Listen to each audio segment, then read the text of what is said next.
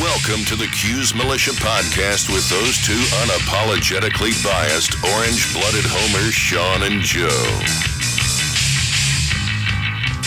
What's up, Cuse Nation? Thanks for tuning in to the Cuse Militia Podcast with Shawn and Joe. The universal handle for the socials is at Cuse Militia. Go there, join the militia. We are the only Syracuse sports podcast giving you, the fans, a voice. So welcome.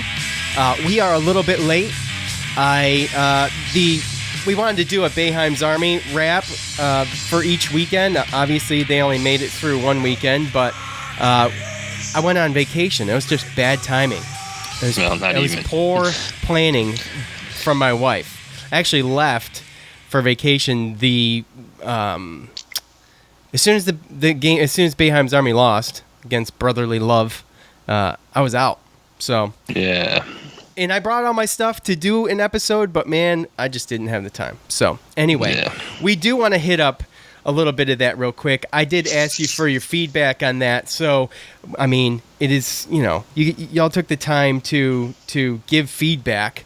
So I might as well go through a couple. We normally do the top 10. I don't want to drag this out, so we'll just do 5 real quick. Quickly, Joe, with the Boeheim's Army, I don't want to give too much lip service before we talk, fan feedback stuff. But, I mean, they never really got it going. No, not the third game. 3 games in 3 days is tough, especially when you got some, older legs out there and some key injuries. I think not having Brandon Trish out there for the guard spot really kind of hurt. I thought there were some guards out there that really, it didn't seem to me like Crawford and Gillen played too well together, off the ball and this and that. So it looked like Dievendorf had to be in there for kind of both, and Crawford played a majority of both first 2 games. So it was a lot of still mixing and matching and figuring it out. And it was pretty obvious against a scrappy team like Brotherly Love, who played really, really hard. They played as a team, too. And they played as a team, and they played really, really great hard. Great ball movement. And out-hustled us to the loose balls and got a lot of offensive rebound, second chance points. And that 2-3 zone, it was just, you got to be, I know that they all played it, they all went to Syracuse, but you kind of got to be in sync with the actual teammates on the court as well. So I don't know if they got enough playing time together to kind of deal with that. And I think having somebody like a McCullough and definitely a Trish in there to be able to break up a little bit of that guard monotony would have been pretty good, because Trish has been one of our mainstays in this tournament. So it was an unfortunate ending to a tournament that we look forward to every year, because it kind of breaks up the summer monotony. But definitely would have liked to have seen them get to a second weekend. But there's some good teams. The teams are getting tougher and tougher. And prize pool went up from 1 million to 2 million. So you see some names you didn't see before kind of come out of the woodwork. Yeah, and get some teams together and stuff. It's becoming quite a popular tournament. So I mean, it's probably, the competition is only going to get stiffer. Oh yeah, and stiffer, I mean, they said they had a bunch of them with DeMarcus Cousins, right? Mm-hmm. Or not? Yeah, he had a team, I think. Chris Paul, CP3, he had a team. So you have NBA players that are coming out and they're putting the money up and being coaches to these teams and getting involved with that kind of stuff. And I mean, even I saw it, and I think there was a run DRC or something, the cornerback there. From the NFL, Dominic Rodgers-Cromartie, he had a team that he put the money up for, got together. He even played on it. So, really? Yeah. So you start to see this. It's starting to get a lot more popular. And again, raising that prize pool is only going to get better talent and better players out there. So, and it kind of makes you, that just, it's like, I felt like this was a great team. I thought that this could have been maybe a year we actually make a run, and it's not going to get any easier next year. So, no, it's going to continually get tougher and tougher. So exactly. So at If Not Now When 84, they were playing with fire the whole tournament. Playing from behind is never going to get it done. Hats off to Brotherly Love. They straight up out hustled us on every possession. Rebound margin was atrocious. Maybe next year. I don't know. Like I said, I'm worried about next year. I'm worried about the competition getting just harder and harder and harder. So I mean, we're talking about Yeah, and again, too, for us, there's the whole nostalgic, the Syracuse alumni, and majority, and we try to get most of them Syracuse alumni and make it, big for the fans and get some of these older players together. But not all these other teams are like that. And like we talk about the competition, they're trying to stack their teams. They're not worried about getting now, albeit the Ohio State alumni team and the Marquette alumni team, they made the Final Four. So they're still in the tournaments. But the other two teams, Overseas Elite and Team Hines, are, again, a couple teams, some stacked teams that got a bunch of good players together, fringe NBA, good overseas players. And it looks like that's the way that this tournament is starting to steer toward. I think it's going to be more and more difficult for just alumni teams, filled teams, to be able to win this. At Syracuse showed why you can't play 2-3 against pros. Zone counts on opponents making mistakes and missing open shots. Pros don't do that as much. I mean, I don't know how long they took to get a game plan together. Added a couple players late. One of them being Andrew White. I mean, I don't know if that has anything to do with it, but they didn't practice a lot together. So, at turf_on_fire. Just like Cuse basketball, the zone is stale. Is a stale defense that allows offensive rebounds and open looks. Cuse football program is way more exciting than basketball. Wow, that's a flip of the script, ain't it? No. Well, it's not really Syracuse team. basketball. This is just a random tournament, man. Yeah. How the tables have turned. I know, right? Jeez, brutal. Omar said, sad that we played hero ball instead of team ball. There was no ball movement. Nothing. You not going to win. Nothing playing hero ball. There's no punctuation there. But what he's saying is there's a lot of one-on-one. There's a lot of what we.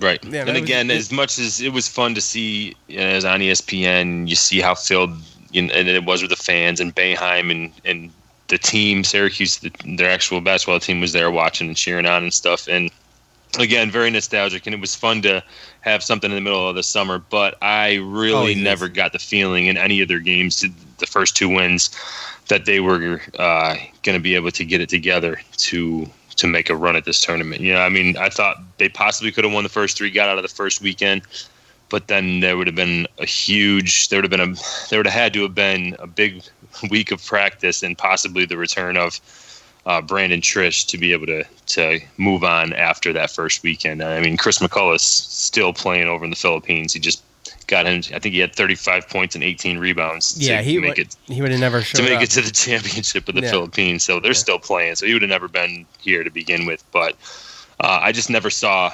the proof that they were going to be good enough, better than some of these other teams. I just didn't see it. Anthony says, really tough ending. Had a blast being there live for it, as many of you probably saw my big goofy ass all over ESPN, but it seemed like the team never really clicked and got into a great flow, wondering how different it might have been had Trish and McCullough been able to play. Still, it was an experience I'll cherish for years to come. Yeah, there was a bunch of people. I saw Anthony. I saw a bunch of people in the stands on ESPN there. So really cool to see people you just know from like Twitter or social media at the game. I thought that was really cool. So, and it was a win for the city. It was a win for Syracuse, and it's just unfortunate that our team lost on the home court, and it just, you could see it coming. But anyway, so the latest episode of La Familia came out, and it featured a few people. It's Trill Williams, and showed his cleat collection. Right? Mm-hmm. some randomness there. Yeah. Josh Black, he was in there explaining how strong he is. So yeah. I don't think he has to explain it. He's just gotta watch. I know. It was, if you haven't checked it out, check it out. It wasn't as good as the first one for me. I thought. I mean, but you know what though? I look at it like the first one from a fan's point of view, I can see why they would enjoy it better. But for like the younger kids and the recruits, I feel like the second one was probably a little bit better. Sure, I guess it's a balance, right?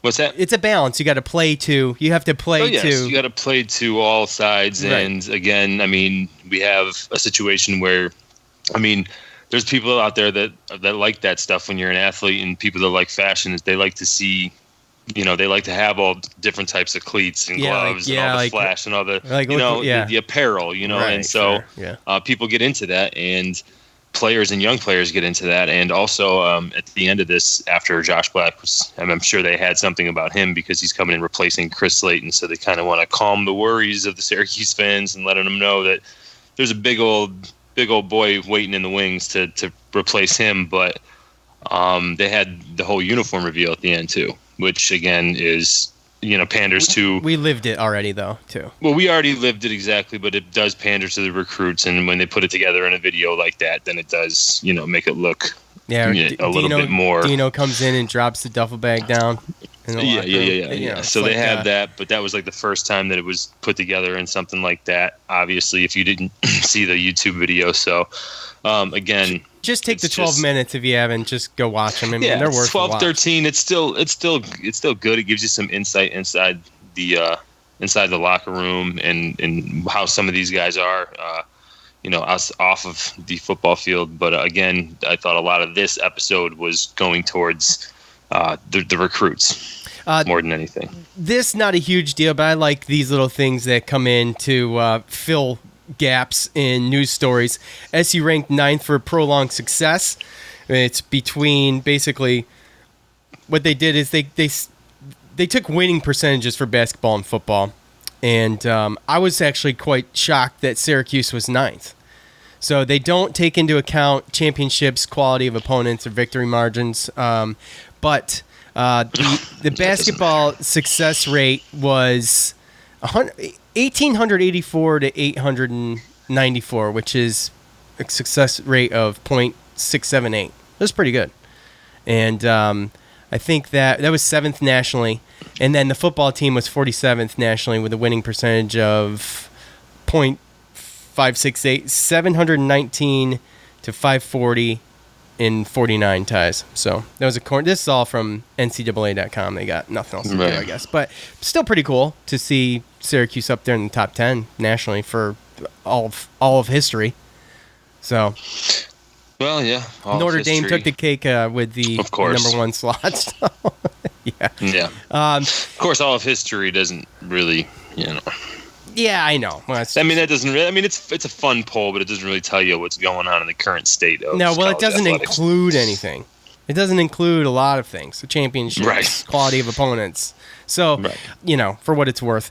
The Italy trip is coming up. That's going to start on Monday, August 11th. So we're recording. It's coming up. Yeah, it's coming up quick. Now, if you don't already know, you can go to flowhoops.com, FLOhoops.com, and you can pay the $12.50 for the month of August, and you can watch the games.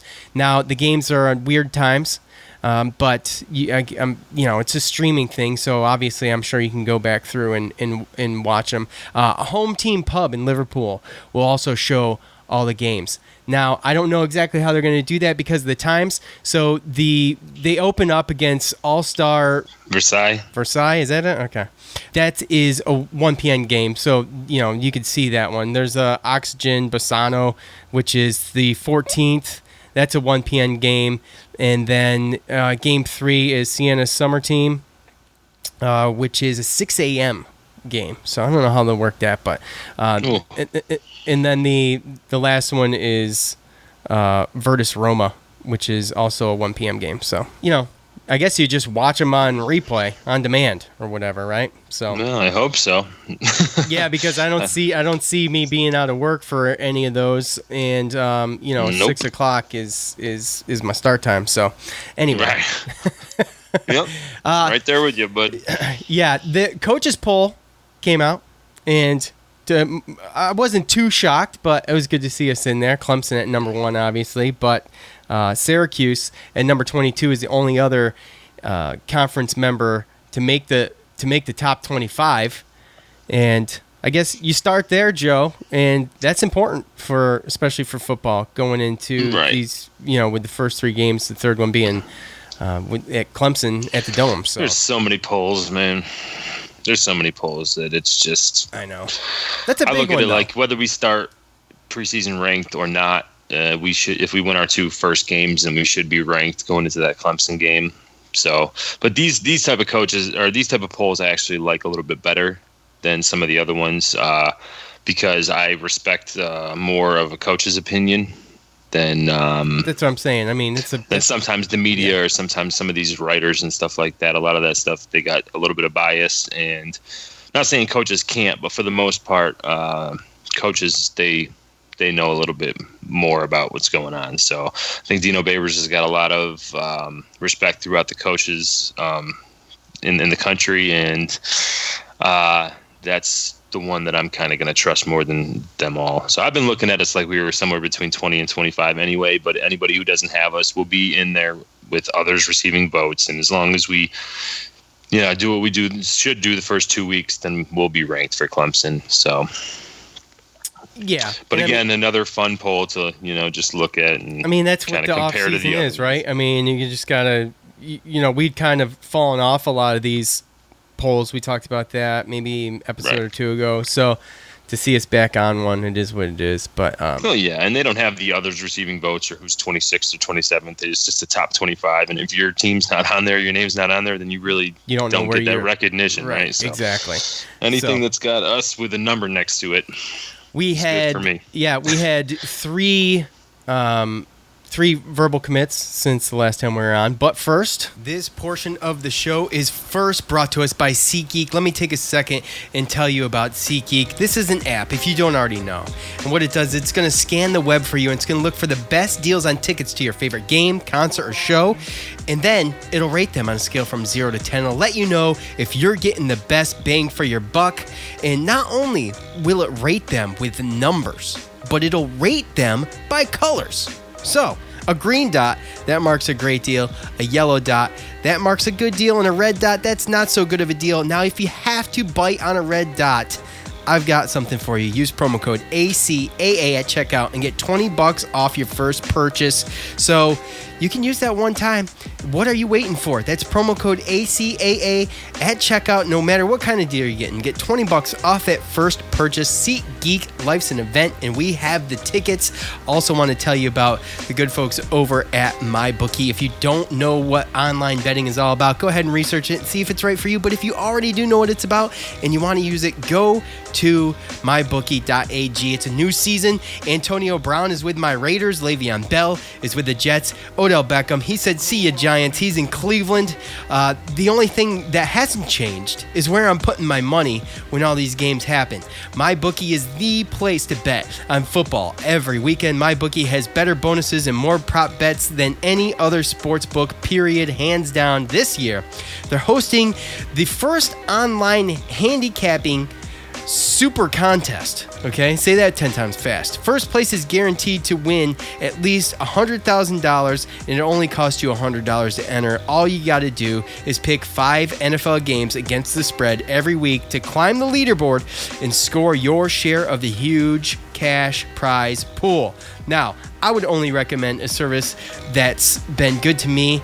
So I've bet with them, Joe's bet with them. That's why I'm recommending MyBookie. You bet, you win, they pay. MyBookie has live in-game betting on every NFL game. They've got the most rewarding player perks in the business. And for all you fantasy guys and gals out there, you can even bet the over-under on how many fantasy points a player will score each game. So join now and get up to $200 in free bets. Use promo code Cuse25 to activate the offer. Visit MyBookie online today. That's MyBookie. And don't forget to use that promo code. It is Cuse25 when creating your account to claim that bonus. Bet, win, get paid. Thank you, SeatGeek. Thank you, MyBookie. So while I was on vacation, I was trying to monitor this Bryce Gowdy, supposed to announce on Instagram at 6, right? And I'm going 6:15. I was texting you a little bit, Joe. I was going 6:30, and I got nothing. 6:40. We waited weeks for this. I know. And so I was on Twitter. I was refreshing, man. I'm in I was in Orlando at Universal, and I'm like trying to be off the phone. So I put the phone down, and Joe's like, well, I think we got him. I retweeted something, and so I had pre-made a little meme to just throw out there that if he committed. So I was like, okay, well, sweet. I threw it out there. Well, I don't know what happened. I guess there was something about in his video. He had a Syracuse hat on his dash or something in the video. I don't know. There was a little bit of there was some confusion. Anyway, we ripped it all down. He chose Georgia Tech, but it is what it is. A little snafu. So anyway, there were a couple other 2020 verbals. Ben LaBrosse is defensive back, class of 2020. He committed to Syracuse football after participating in an on-campus camp on Saturday. He did so via Twitter. He's 6'2", 200 pounds. He's from Montreal, Quebec, and he is currently unrated by the major recruiting services. Mostly, I mean, he's from Canada, so probably not paying a whole lot of attention to him. So, right. That's exactly what it is. Yeah. That's exactly what it is. And when you look at his tape again, somebody that came into their camp and they saw firsthand, and they say that he's really athletic, he's really fast, he's springy, he makes catches, just very good as ball skills. So he's probably pretty raw when it comes to competition and schemes and stuff like that. But again, being able to be in New York, I think Dino Babers, I think he's starting to like this because football is only getting more popular in other countries as well, right? So being able to have this geographical advantage to where you can have these kids from Toronto and Montreal. And we're right there. Syracuse, they're right there. And again, they're not going to be highly rated. And the same thing happens in basketball if they don't come to the United States and play at like a prep school or something. They're always kind of, O'Shea Brissett, perfect example. He was definitely under-recruited. He was better than what his star rating or ranking was, so to speak. And again, I think that we're going to start seeing this help us out with our recruiting. They say that he's fast enough to be a corner, a safety, or he could possibly put up bulk and muscle in a couple of years and possibly be a really, really speedy linebacker. So, again, I think pretty good get, and he'll be rated shortly. This always happens. He just hasn't been in any camps, like you said, played in Canada, so none of these scouting services have been out there. Now that he's committed to us, scouting services will make a point to put him and rate him, and most likely he'll be a 3-star. So, yeah, I think that's fair after watching the tape. That's pretty much where it's going to be. Tight end Stephen Mahar. Rochester native, so getting the local pipeline there. 6'5", 225 pounds. He was, in addition to being offered by the Orange, Boston College, Indiana, Iowa State, and Rutgers. He played actually defensive end and tight end in high school, but he was recruited for the offensive side of the ball. According to 247 Sports, he's a 3-star, and he's the 5th best player in the state and the 33rd best player at his position. Yeah, tight end's a tough one when it comes to the star system. Usually you're not going to get a lot of 5-stars, that kind of stuff. But again, what I just saw an athletic freak. Like you said, he could play tight end or he could play defensive end. And it looks like right now we're recruiting him to try to get some sort of receiving advantage on the offensive end. Now, obviously the tight ends are going to have to block, but he looks like if he wanted to, he could even go out and maybe split out and do some jump balls when it comes to inside the red zone and stuff like that. 6'5", now, what's that? Yeah. So, and again, too, this is huge because we have to take advantage of the geographical, the people that are near us. So, getting these guys to come in and camp in the Northeast, a lot of them they get overlooked because of the competition and because of where they come from, and to be able to put these camps together and have these guys come in, and especially getting in-state guys, sick and tired of all these other out-of-state schools coming in and stealing our guys. And since Babers has gotten there, he's starting to get the in-state guys. So getting number 5 in the state, and would you say number 30, 33 as far as his position? I'll take that. Yeah. Chase Atkinson, another defensive back. He's the 14th, and it wraps it up. That gets us caught up here. Atkinson was recruited as a cornerback And he's listed at 5'11", 180 pounds. A little small, according to 247 Sports. But, hey, maybe he's got wheels, right? No, he's definitely got wheels. That's for sure. So, I mean, apparently he's up in the 4.4s is what they say. But, again, you say he's small, but I remember days when we were – yeah, I mean, even Antoine Cordian, I mean, I love the guy. 6 year, he was a Schaefer guy. He's 5'8". Davon Ellison, 5. I mean, we used to get some of the smaller guys. So 5'11" really isn't awful, especially when you talk to corner. You can get away with that. But, again, really good man-to-man defender.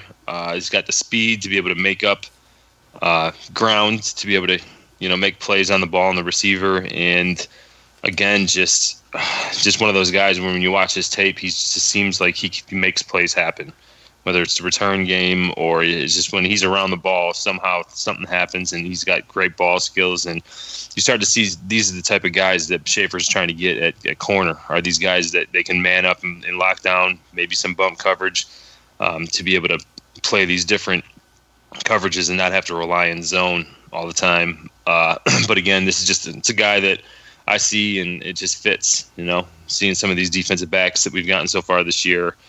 I'm liking where we're going with that. And again, they're athletes, so I'm sure they can play multiple positions. So, yep. And I loved his tape too. Yeah, so. I agree. All verbal commits are non-binding, obviously, for this period until basically early signing day, which is the December 18th through 20th, or National Signing Day on February 5th. So, all this can change, but it is what it is. So camp started on August 2nd, this past Friday, and there's not a whole lot of stories coming out of there yet. Mostly there hasn't been any media. Coach hasn't done any media stuff yet. So what we do know is that they had 5 walk-ons join up: running back Nicky Clifton, linebacker Ben Honus, and I believe Ben, he was an All-American wrestler. So. Long snapper Joey Kelly, offensive lineman Josh Kuskol, wide receiver Sam Warren. So, for what it's worth, don't know a ton about them yet. But let's not forget, as Paul notes inside the Loud House, it was a guy named Andre Schmidt who was a walk-on. So, never poo-poo the walk-on.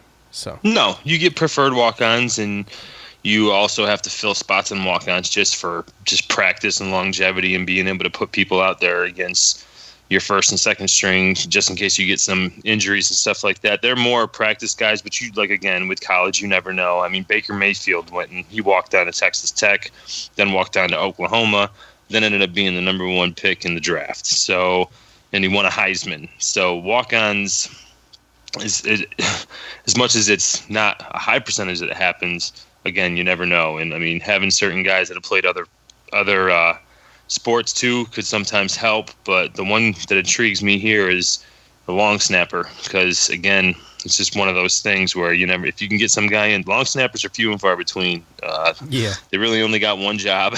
Yeah. And if you have a really good long snapper like we did last year, and again, with Matt Keller getting hurt, I think that Belinsky actually got a lot of playing time, and I thought he played well. So I know we have another solid long snapper this year. So maybe this is just the next one in a line of great long snappers. Yeah, well, we hope, right? So yeah. We're gonna do position breakdowns just kind of like what we did last year, but we wanted to just do one easy one first because it's going to be a few episodes and things are tightening up. So, Joe, did you want to start at the bottom and work our way up, or you want to start at the top and work our way down? It doesn't matter to me, man. Surprise me. Me. Well, how about Drew Gunther? A preferred walk-on. We talked about that. Went to the same high school as Ryan Nassib, and he actually previously pledged to Virginia Tech. So, which probably was still a preferred walk-on situation. A lot of times what teams do is they will basically use the preferred walk-on as like, hey, we don't got a scholarship for you, but if you come here, you prove yourself, then a scholarship opens up, then you're next in line. So usually, they'll get the scholarship before a normal walk-on or somebody like that if there is an open one. So again, that's kind of like someone's back door into a program to try to earn their scholarship. But if Virginia Tech is looking for somebody like that, then obviously this is a fringe guy that definitely has some talent. 6'2", 203. He's definitely going to have to put a little bit of weight on, but he is a freshman, and who is starting, or we got players, so he's not going to be asked to do anything. That felt like this might have been just let's throw a shot in the dark and see what happens with the kid. So that's kind of how I'm feeling with him. But again, as the number 5 quarterback on our roster, it's not awful to have, especially considering the depth of that position in the recent history. Yeah, we've obviously had our struggles for, 12 years. So, right. David Summers, I remember talking about David in spring of last year. He's going to join, and he actually committed to Maryland, and he transferred to Syracuse, committed to Syracuse after Chance and Me transferred from Syracuse. So, 6'2", 223 pounds. Yeah, and obviously, as you can see, same height as Gunther, but he's got a little bit more weight, so probably a little bit more ready to see that action. But again, this is just one of those weird things that happens in recruiting where he verbals to Maryland, and then Maryland's coach get fired, and then he doesn't know where he's going to go. And we were looking at him before Maryland, but then we don't have a spot. And then Chance and Me, he transfers, and there's an open spot. So just sometimes things work out like that. And again, it's going to be a guy that comes in, is going to redshirt, and just kind of learn the system and try to see if he fits in and if he could possibly be somebody that could help us out down the line in the future. Our backup is Rex Culpepper, 6'3", 200. Wait, back up. Our backup. 6'3", 222 pounds, redshirt junior, Rex Culpepper. We all know Rex. We all followed him on his journey through his battle with cancer, and so he's played a little bit, Scott Schaefer recruit originally, so right. He is definitely he's wild. He's a character, man. He's definitely, but it's awesome. Remember what was it? Wits Up. Remember he was on Wits Up, and he come in doing a wheelie on the that was bike. One of my favorite ones. Yeah, yeah, the mohawk and everything. Just looking at his story, coming from a father that played, football at Florida and then went to the NFL, and then anybody who's a Survivor fan knows that both his mom and his dad were on Survivor, and then he goes and he survives his battle with testicular cancer, comes back, just an overall great story, and obviously everybody loves him as a person and as a guy in the locker room. I cheer for him every single time, and I'm sure that if there's anything that he could do to get on the field to help the team, Babers is going to allow him to do that. I think he's been in there before with special teams, and I believe that they had him every once in a while kind of messing around at tight end, so I don't know if that's going to be an option as well, especially considering our depth at tight end this year, but I'll guarantee you if that guy can come in and help us, then he's going to come and he's going to help us. And just overall fan favorite, whether he plays a snap at quarterback or starts a game, in my opinion. Redshirt junior, and to be perfectly honest with you, I feel like I would be comfortable. if we had to rely on him for a quarter or two for a little bit of backup action. And redshirt senior, 6'5", 243 pounds. It's a bruiser. Clayton Welch, he's listed as second on the depth chart right now behind DeVito. Known as a runner or passer, yet has to throw a pass in a college game. Don't know a ton about Clayton Welch, but no. If you scour the internet, there are some write-ups up there.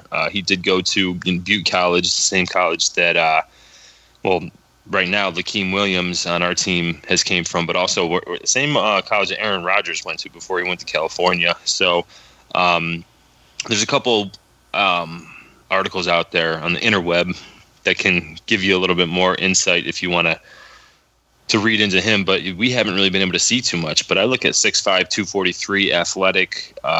This could be a guy that, again, might not be at the level that DeVito is with maybe arm strength or something, but again, this could definitely be somebody, redshirt senior. He's been in the system for what now, 2 years at least. So it could be somebody that I could, again. You feel comfortable? Something right? I think, and I think where we're going towards with this whole thing is that I think we all kind of see the writing on the wall. And before we did too, we knew that Dungy was the starter, but this is pre-DeVito. Anything after Dungy, pre-DeVito, we were scared, you know what. And now I think this is kind of telling to where now we know who it's going to be, but I don't think their fans are as scared if he goes down to see who can come up. And I think that just comes from believing in Babers. I mean, you look at Clayton Welch, you look at Rex Culpepper, we haven't seen them really put in any big time in any meaningful games. But again, I'm just that much more confident in the fact that they can come in and help us more than the depth that we had pre-DeVito after Dungy. So right. To me, it's just telling, and I hope that Clayton Welch can get in there and get a little bit of time. Hopefully, we'll be. I mean, hopefully hopefully he can get some reps, and we can pull ahead against some of these teams, and they can throw him out there and exactly get some reps and see what he can do. Maybe shake the nerves off a little bit. I mean, that's got to be tough, So, you're going to have to at some point put either Culpepper or Welch in to see who's going to be able to actually do that. I mean, I was going to say the same exact thing with what you just said, and as far as you remember how many games DeVito came in and played last year. Yeah, he got into 7 games last year. So yeah, really good. Two of them, obviously. Well, he started one and he won 2 other meaningful ones. So I mean, but you take the other 4 that he had entered, it was after we were winning big. So hopefully, we'll be able to see a little bit of that action. Hopefully, starting week 1. But speaking of Tommy DeVito. Speaking of Tommy D. Redshirt sophomore, 6'2", 212. We all know he's handpicked by Dino Babers, 4-star recruit. And we just touched on it, the wins over Florida State and North Carolina.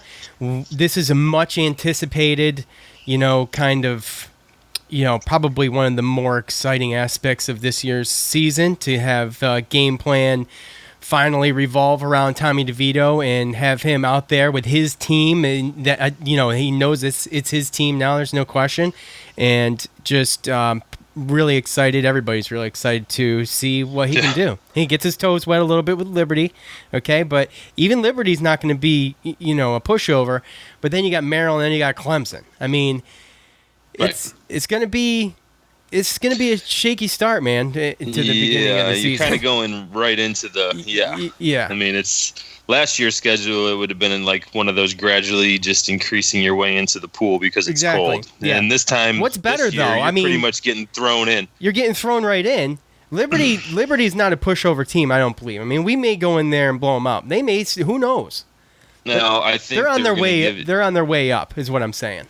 Yeah, and they're going to come out, and they're definitely going to come out and try to punch us in the mouth. And we've talked about this in previous episodes, but I think, with the new players and not really knowing what's going to happen, I think they're going to come out and try to surprise us, punch us in the mouth, and try to get us kind of questioning ourselves week 1 before we can even get any momentum in the season. So it's going to be key to just get through that first quarter and just get all the jitters out and get back to just winning football and showing Liberty what's up. And that's probably what it should be. But again, sometimes you never know, because as long as the other team's got more points than you and they're keeping pressure on you, and you can't catch a break, then sometimes those things can happen. And I mean, I would definitely wear on the side of just fans don't think that Tommy DeVito is just going to come in and it's going to be all just sunshines and roses. There are going to be hitches in the road. He's going to make mistakes. Oh, absolutely. I don't think there's a question about it. But, you got someone that has gotten his feet wet, knows what to expect now, whereas, the other 2 guys fighting for the second spot, we don't really know. Right. I mean, you might feel comfortable with Clayton Welch or Rex Culpepper, but we don't really know. We kind of know what DeVito can do. Right. And that's not – I don't think Babers is looking at those guys for the future. I think he's looking at DeVito as the future and basically seeing where the backup's going to come just in case. Right. Yep. So those are your SU football quarterbacks. That was it overall. with the depth, we've been, other than last year, I thought we were, obviously the depth was really good, but we're above average of where we usually are as far as depth in this position. So I think we're only going up as far as depth. I mean, just a couple years ago, the depth was just almost in most positions, absolutely. Yeah. So yes, and I think that there's going to be expectations for DeVito, and again, it's just come down to that. There's a lot of people who expect a lot out of Tommy DeVito. I know them personally. So. Right, but when you expect things from players like me, I have expectations from players, but usually it's over a 4-year period. Sure, yeah. So everyone's got to understand that he's still got 3 years to play. 3 years. So then, which is, I mean, you think about that, Yeah, exactly. It's scary. It's scary for the rest of the ACC. Oh, well, yeah. That's what I was talking about. Yeah. It's not scary for me. No, I know. But I mean, it's just the anticipation. I don't have an expectation, but I am way anticipating watching Tommy DeVito take the reins of this team. I really am. As much as I miss, Dungy and how much fun that was. This is a whole nother ball game, literally. This is this is gonna be a different kind of football. It's gonna be a different kind of play. This is gonna be something else.